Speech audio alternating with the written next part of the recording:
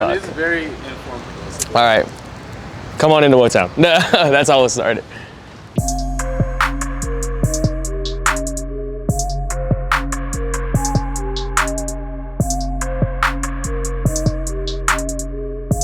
Yeah, so my name is NICCO BIRDSONG, owner of WOAH Company, and I'd say one of the creative directors for Wotown. So I'll just give you a tour of the store to start it off. We got this painting done by Don't Trip. He's a really cool artist. He's from San Diego State. And then we got something done by Igato right here. He came into this last minute, 6 hours before we actually closed down to open the next morning. So super fortunate for that. So we got our women's vintage goods right here. These are sourced by Little Thrift, better known as Ariana Cazares. She really helped out. She also has her little denim rack over there. And then we got our stuff by Ill-Gotten Threads right here. So he brought a whole bunch of heaters. Let's see if I can find something. Not everybody wears Tommy, but this will help out. Lastly, you got my company right here, which is WOAH. The most trash stuff in the store, for sure. You know, the industry is very diluted in a few ways. A lot of people are making brands, and a lot of people are making brands in this little negative shadow.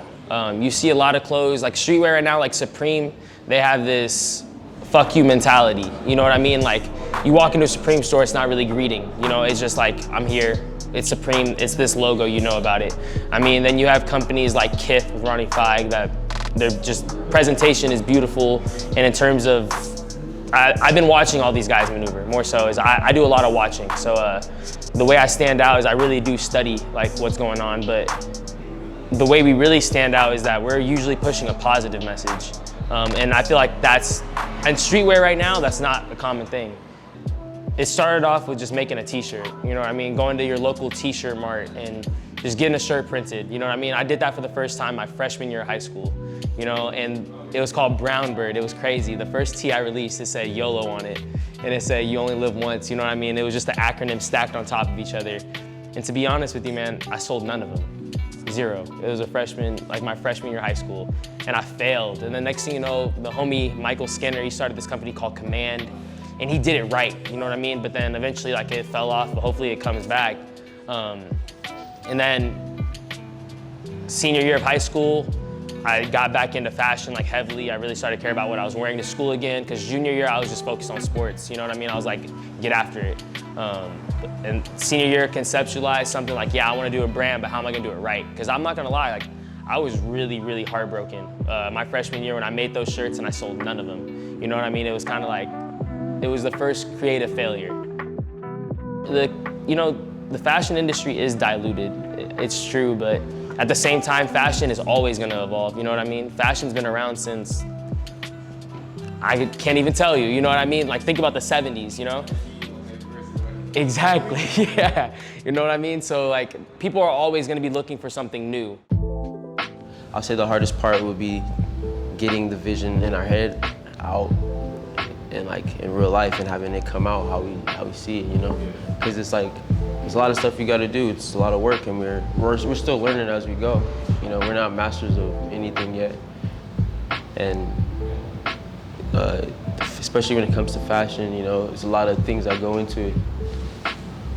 At this store that we've had this past couple weeks, we tried to just approach it like just one-of-ones. Like everything that we had on the walls was just like an original piece.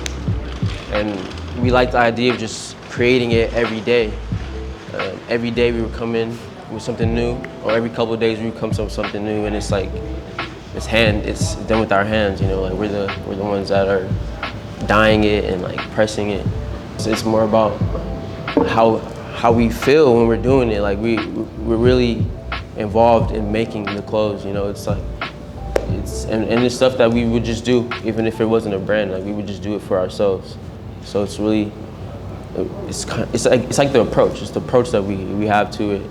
It's not just about making money or having our clothes in stores either. It's really just about how we feel when we're doing it, and it brings us happiness. So we're trying to, like, you know, show that and give that to other people. Let's talk about, you know, We can establish what this this one, is. and we can make enough money here. Clothing designs, been messing with Photoshop for like a decade.